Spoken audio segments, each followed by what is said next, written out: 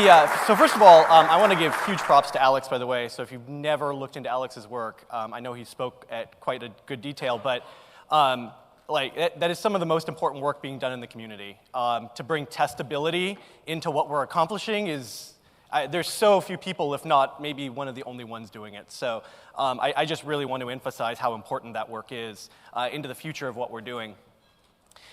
Because most of us, like me, fly by the seat of our pants, and if you think I've got it figured out, then you have a lot to learn.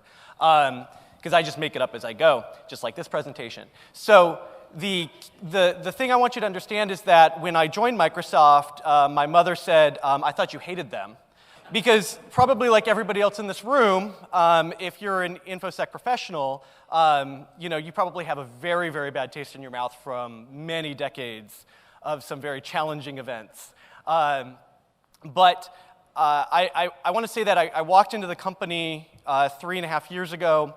No longer with them. They were very kind enough to let me continue to give this presentation. One, because I think it's really important that this community at least see the inner workings of something like this. And this is the first and only time publicly this presentation is going to be given.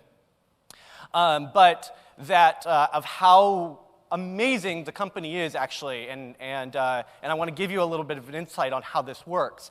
Because unlike many places in the world, including inside DoD, there's very few places in the world where you can literally change the world in InfoSec. Because Microsoft has over 1 billion customers. And I like my former general manager, John Lambert, says, Microsoft controls the physics of the problem. On most computers in the world, bad guys cannot do anything except what Microsoft products allowed them to do. And so it's really powerful to be in a company and literally change the physics of InfoSec. And it's absolutely astounding. And so I'll show you a little bit of what that means. So I walked into Microsoft, and they were like, oh, well, so we're going to do this threat intel thing. Now, here's, first of all, to understand, Microsoft's actually been doing threat intel for about 15 years. They just don't really talk about it. Like a lot of things inside of these really big companies, right? Apple does some amazing stuff, and Google and Amazon and stuff, but honestly, they talk very little about it, and there's some good reasons for it. So Microsoft's been doing threat intel for a long time, very, very long time. So they walked in because I had a lot of experience productizing threat intel in the government, meaning I understood how customers, meaning Intel customers, wanted intelligence and how we needed to kind of improve how that worked. So they brought me in. So I walk in. So how many here work with a SOC? Raise your hands. Cool. How many here work with 2 SOCs? Okay, a few. How many work with 4 or more? Okay, how many work with more than 12? So Microsoft has over 12 SOCs inside the company. Because while most companies you think of IT, that's just one of many networks inside Microsoft, because every product is its own production network. Because Skype does not run the same way as Azure, does not run the same way as Xbox, does not run the same way, just keep going down the lines. They cannot operate in the same way. And the security teams, it would be ridiculous to think that a single security team could effectively manage the security for all of those various domains. And so while it sounds absolutely ridiculous, it actually makes a lot of sense when you think of what it would mean to actually operate and manage security in those domains. So I walked in, and they're like, oh, so you're going to coordinate all of the threats between all of these various products and services. So now I've got 12 SOCs I have to effectively kind of corral. And then as I get further into it, I don't even know if I'll get to slides. But as I get into it, right, the challenge is, oh, and now we want you to bring that intelligence that we get, that we're able to produce from our very unique telemetry in the world, we want you to push that out so that you can protect customers, not just our company. One of the wonderful things about Microsoft is that it lives a very, very wonderful philosophy, which is, first of all, that you should be secure just by using technology. That security should be transparent to you generally. Now, they don't always get it right, but it's something that they continuously try to do. So just by using Office 365, you get a whole bunch of really cool stuff in it. Just by using Azure, you get a whole bunch of really cool stuff, and it just happens. And it's completely transparent to the users. The other thing is that Microsoft does not compete in the security space. It has some products, but from a protection perspective, we have no compete. I worked freely with Apple and Amazon and Google and all the ones you would think that we would hate. We work really, really close together. Because guess what? Their users are my users, and my users are their users. And if it's a bad day for their users, it's a bad day for my users. And so we don't compete there. We freely share a lot of very, very important and sensitive things amongst each other to keep the internet safe. And it's amazing to be part of that community. Honestly, I think that's one of the things that makes me, I would say, one of the very few InfoSec optimists, because I've seen big things happen in amazing ways, and I know that we can do this. So so I can break what threat intel is. So I want to give you a little insight into how we do that and what that means. I don't think enough people talk about, by the way, how they do their work. I think that's very rare, and I think we need to talk more about that. I think we saw a little bit about that from IMF earlier. So break down a couple of things here for you. So first of all, data, right? So I got to be a threat intel analyst for, Microsoft actually has a huge amount of payment processing, if you think about it. So I get to do some financial work. Xbox is the largest gaming network in the world, so I got to protect the gaming network. The largest VoIP network in the world, so I got to do telephony. Second largest consumer email service in the world, so I got to do consumer email. Largest business email service in the world, so I got to do enterprise email. Second largest cloud in the world, so I did cloud security. I mean, it goes on and on. And so you look at the immense volume and variety of telemetry from all of these sources, and there's really almost nothing, there's almost no bad thing that Microsoft can't see. And so now it may not see all of it, but it's likely going to have a part of that picture. So you think of all of this data, right? Exabytes of data. It's weird. It's like, people use the word big data, and unless you actually have a physics problem, I don't believe you have big data.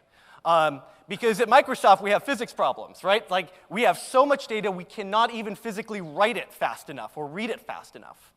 And so when I talk about it, we were running security analytics on petabytes and exabytes of data. It's security at literally a global scale. And then you do it across all of the sites globally. So your security analytics are running across data centers and data lakes that are distributed around the world. So you have a lot of various interesting problems to solve. So you've got to collect and normalize your data. We then do analytics. Now, analytics is a unicorn of a word. So very clearly, this is a very important point and one of the important things about how threat intel is done at Microsoft. We consumed indicators of compromise only because we had to, because everyone would think we were stupid if we didn't. That's literally the answer. But almost none of those indicators were of any value to us. In fact, they were of negative value, if you've read my blog post about what the value of indicators brings. Instead, almost exclusively, 100% of our tracking, our finding of bad guys, and such, all came out of what we call behavioral analytics. And this is not some unicorn. These are very simple things. And the cool thing about analytics is that they have, what I've learned, security analytics have 3 properties, and they're very simple to understand. The first is transposability, meaning when you write an analytic, you should be able to transpose it across the various data sets. Meaning if I'm getting host telemetry from Linux and I'm getting host telemetry from Windows, as many of those analytics as possible should be able to run equally across them. I should have to minimize the number of Linux analytics and Windows analytics I write. If it's a file write, I don't care if it's Windows or Linux. It's a file write in an operating system. Now, I'm not saying that that's going to work perfectly, but you can maximize that way. Another property of really critical security analytics is composability.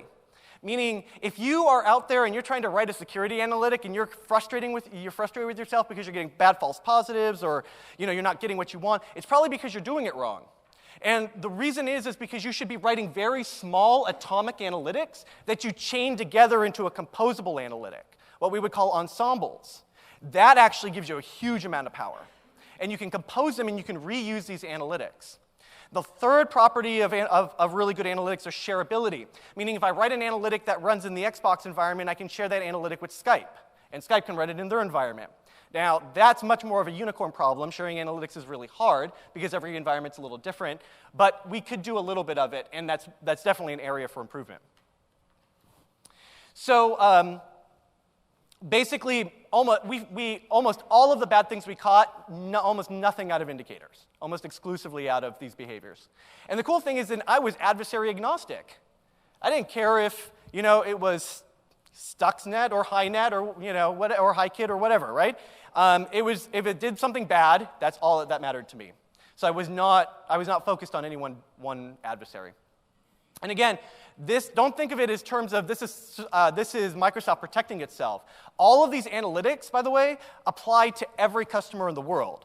Microsoft is its own user of its own products. So to protect the corporation, I had to deploy these analytics inside our products, protecting everybody, including Microsoft at the same time. Because a threat to our customers was a threat to Microsoft, and a threat to Microsoft is a threat to our customers. So there was no distinction between threats to our company and threats to our users. They were one and the same. That also brings the point earlier Rob made, which is a property I learned at Microsoft, which is when you are a service provider and a cloud provider, you have a very unique problem in that every customer you onboard their adversaries too. We call it bring your own adversary. And so in that case, if you brought on a new major customer in the world, like a US government agency, everybody who was targeting that agency is now targeting you as well. And so we had hundreds and hundreds of adversaries that we were managing. So this very simple graph, right, shows that data down at the bottom, the data flows up, we collect it, we normalize it. That's very, very important. If you're going to do transposable analytics, you have to normalize your data. If you're writing an analytic for every data type you have, it will destroy you. At a company of this scale, you can't do it. It's just not feasible. So you have to normalize the data. Once you normalize it, then you can do some really, really powerful things. That blue box at the bottom, 90% of your work should be spent there. If you're not spending 90% of your time data wrangling, you're not doing your job. Because the rest of it's super easy at that point. There's no magic beyond that, really. We have so Microsoft has also, so I got in there and there was we started with a team of about, let's see, it was 2 of us and 3 of us. I left behind a team of 35 full-time hunters and threat analysts. Now, that team didn't include anything but basically threat people, because Microsoft has hundreds of malware reverse engineers and forensics analysts and stuff like that. So if we needed additional support, we could get it from anywhere in the company. And we did. It was very good. All the security teams really worked together. So in that case, those were 35 dedicated threat analysts, effectively. And so our job as threat analysts were 3 functions. Our job was to find and track threats. Our job was to understand those threats. What is the scope and scale of that threat to our customers?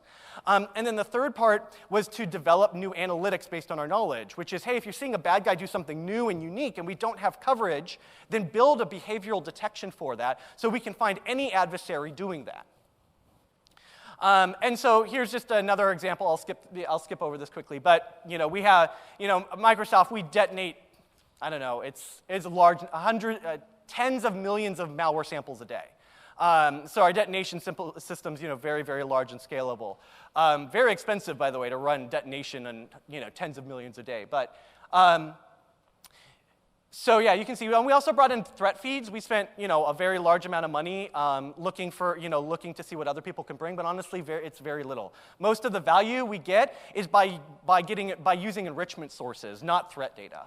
We could generally produce our own threat data sufficiently. And so the key was one behavioral analytic. Like I said earlier, if you're looking to write that one analytic to rule them all, you're going to fail.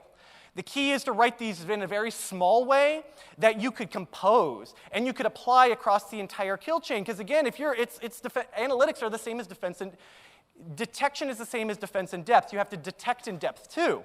And so we apply analytics across the entire phase. So yeah, we might miss it in the delivery, right? So O360, it might go through O365, but we might catch it when it hits the OS, right? Before, either before exploitation. We may miss it there too. We'll maybe have to catch it in installation, right? But that's how this works, right? If you think you're gonna prevent everything, then I have a bridge to sell you. But and now you have recon, right? So now Microsoft gets to leverage as we heard earlier, LinkedIn, for adversary reconnaissance, and then leverage that telemetry and visibility into the entire system. The cool thing about this is you get herd immunity, right? A threat against one of our customers that we develop detection against applies to all of our customers equally. And so it's not just everybody, working in a silo. It's literally herd protection across all of our customers. So, how are like I said, we have about a team. We had a team of hunters, right? And so they were matrixed across service and threat. So I'll talk briefly, but so Microsoft tracks. Let's see, when I left, about 129. 129 was the number. Those are just targeted threats, by the way. So we didn't really call them APTs because I don't believe in that word. So they're basically targeted threats. That doesn't cover the hundreds of researchers we had in the commodity threat space. So, and we matrixed our analysts in two ways. First, across services. So certain analysts were responsible for responding and managing the security analytics in different services. And then they were also matrixed across threats. The cool thing about this is you stretch your workload very well, you spread your capabilities, analysts could move around, it decreases single points of failure, so if one analyst left, you didn't lose everything you had, and it integrates really, really well with other teams, because the other teams could literally join us on these effectively V teams. Right? So if O365 really wanted to understand helium, their security engineers would join us on the V team, and so they would be literally working with us as we were doing threat analysis. And then they would be able to learn that way. So we could easily onboard and offboard other teams into this model. So it worked out very well to create a cohesive community of security analysts within the company. We organized, within Microsoft, we organized targeted threats using the diamond model, which you can read the paper about, so I'm not going to go into. But we logically group activity. Microsoft does not do attribution. We don't care to. Our customers, it adds no value to them. We care about the malicious activity and the malicious activity alone. If it's bad, I don't care who you are. We're going to do something about it. And so we basically labeled activity groups by the periodic table. Honestly, it's a 6-month chore to find a good naming scheme. So, so a couple of tools we used inside Microsoft. So obviously, you're not going to just as much as I love Splunk as a product I do, you're not going to just pick up Splunk and put it in here when you're talking about exabytes of data. And so it is one of those roll your own scenarios. And so we have massive data lakes of security telemetry.